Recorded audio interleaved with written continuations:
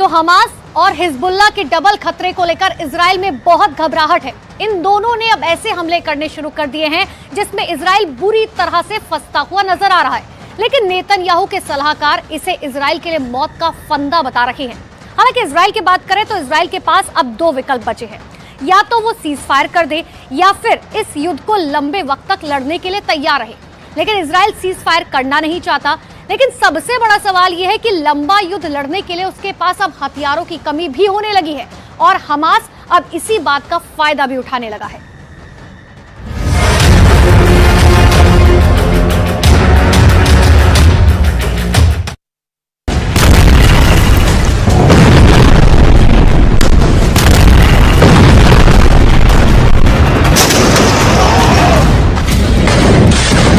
Video के एक एक फ्रेम को बहुत गौर से देखिए। हमास अपने से कई गुना शक्तिशाली इजराइल की सेना से कैसे लड़ रहा है, यह वीडियो इसका उदाहरण है। हमास के लड़ाके बेहद सस्ते रॉकेट, जिनकी कीमत खुद $100 भी नहीं होगी, जमीन से दाग रही है।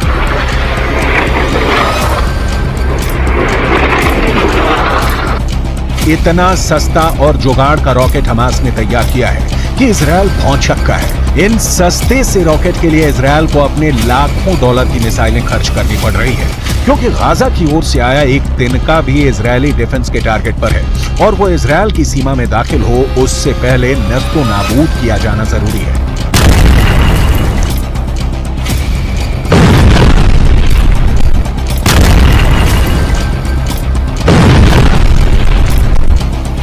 हथियार शास्त्र समझिए और युद्ध में इजराइल के नुकसान को समझिए। हमास का सस्ता रॉकेट, इजराइल की महंगी मिसाइल, कीमत $100 से $500, कीमत लाखों डॉलर। इजरायली खुफिया एजेंसी और इजरायली एयरफोर्स की सारी ताकत इन जैसे बेहद कमजोर और हल्के रॉकेट को रोकने में लग रही है। हमास के अल कुद्स ब्रिगेड ने ऐसा ब्रेन लगाया है कि इजराइल की परेशानी बढ़ गई है। यहां आपको हमास के अल कुद्स ब्रिगेड के बारे में जरूर जानना चाहिए, क्योंकि इजराइल के खिलाफ हमास की लड़ाई में अल कुद्स ब्रिगेड फ्रंट लाइन पर लड़ रहा है।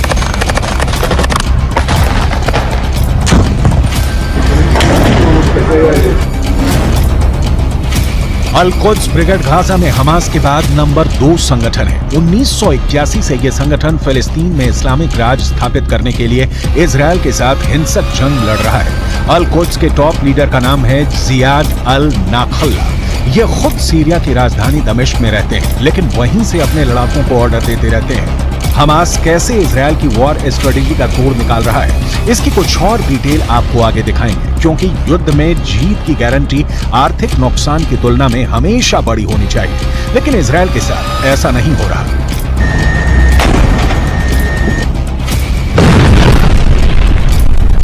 युद्ध में इजराइल को इतने बड़े पैमाने पर अपने संसाधनों और हथियारों का इस्तेमाल करना पड़ रहा है कि अमेरिका से अब इनकी सप्लाई शुरू हो गई है।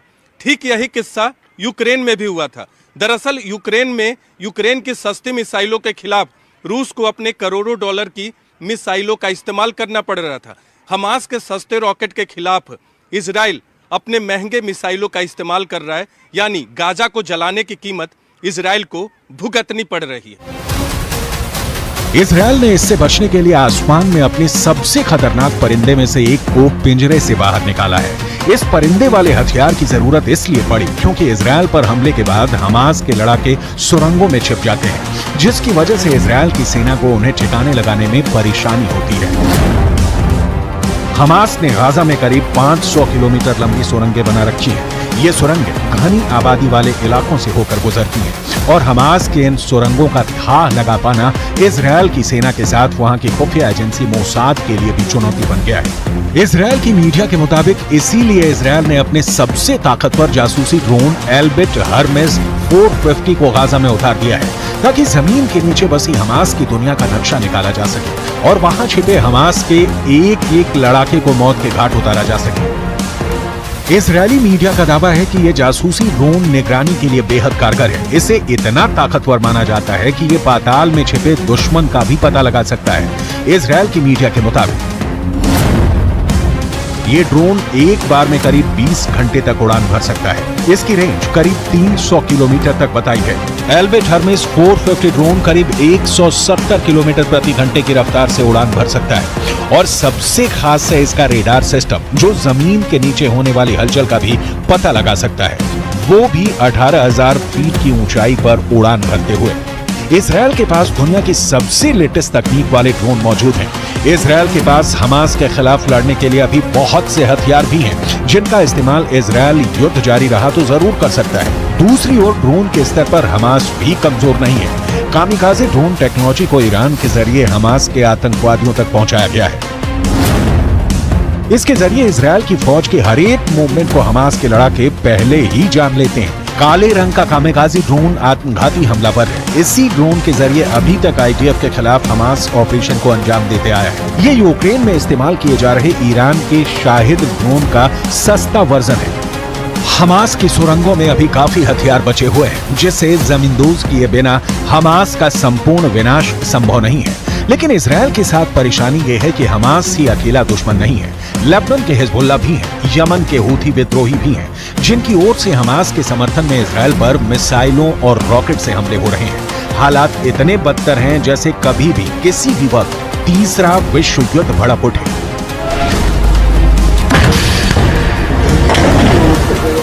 यमन के हूथी विद्रोहियों ने फिर इजरायल को निशाना बनाने की कोशिश की है। इस वक्त लेबनान के हिजबुल्लाह से भी ज्यादा हमले इजरायल पर हूथी कर रहे हैं। इन हूथी विद्रोहियों का आका है ईरान। हूथी विद्रोहियों की मिसाइल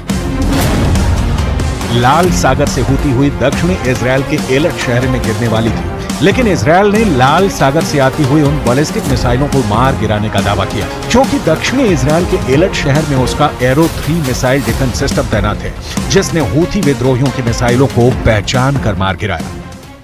הלחימה נמשכת, אין הפסקת אש, אנחנו חוזרים על זה, אין הפסקת אש, אנחנו ממשיכים להילחם. हूथी विद्रोहियों को रोकने के लिए अमेरिका ने लाल सागर में अपना एयरक्राफ्ट कैरियर आइजनहावर उतारा है, तो वहीं हिजबुल्लाह के खिलाफ भूमध्य सागर में जेराल्ड फोर्ड पहरा दे रहा है। इजराइल के पास खुद दुनिया का टॉप एयरक्राफ्ट सिस्टम मौजूद है। इजराइल इस वक्त गाजा में अपनी पूरी ताकत से जुटा हुआ है हमास के अंतिम लड़ाके की मौत तक। यमन से आती मिसाइल को इजरायल के एरो 3 मिसाइल डिफेंस सिस्टम ने नष्ट कर दिया। इजरायल का एरो 3 मिसाइल डिफेंस सिस्टम सटीक हमले करने में माहिर है और मिसाइल को ट्रैक करके उसे हवा में तबाह करने का दम रखता है। इजरायल ने जब एरो 3 मिसाइल डिफेंस सिस्टम का टेस्ट किया था तो ये 100% सफल रहा था। हमास किसी भी स्तर पर इजरायल के सामने नहीं टिक सकता। लेकिन सवाल है कि इस युद्ध का अंत क्या है? क्या किसी साजिश के तहत पश्चिमी एशिया को जलाने की कोशिश की जा रही है? क्योंकि इस वक्त जो साफ दिख रहा है वो ये कि गाजा की आग में आम फिलिस्तीनी मर रहे हैं, लेकिन उस आग में कई दूसरे देश हाथ सेक रहे हैं। दरअसल रूस, ईरान और चीन ये तीनों नहीं चाहते कि माहौल शांत हो, क्योंकि इन तीनों देशों को पता है कि पश्चिम एशिया उनके दुश्मन अमेरिका की कमजोर कड़ी है और इजरायल की वजह से अमेरिका दुनिया में अलग थलग पड़ता जा रहा है, क्योंकि गाजा में जो कुछ हो रहा है उसके लिए अमेरिका को भी जिम्मेदार ठहराया जा रहा है। ये तीनों देश इसका फायदा उठाना चाहते हैं और इसीलिए पश्चिम एशिया के मुस्लिम देशों को अमेरिका के खिलाफ इन लोगों ने खड़ा करना शुरू कर दिया। पश्चिम एशिया के मुस्लिम देशों की संख्या अच्छी खासी है। अगर रूस, ईरान और चीन को Iraq, Jordan, Kuwait, Lebanon, Oman, फिलिस्तीन, कतर, सऊदी अरब, सीरिया, तुर्की, संयुक्त अरब अमीरात और यमन जैसे देशों का साथ मिल गया तो फिर पूरी बाजी ही पलट सकती है।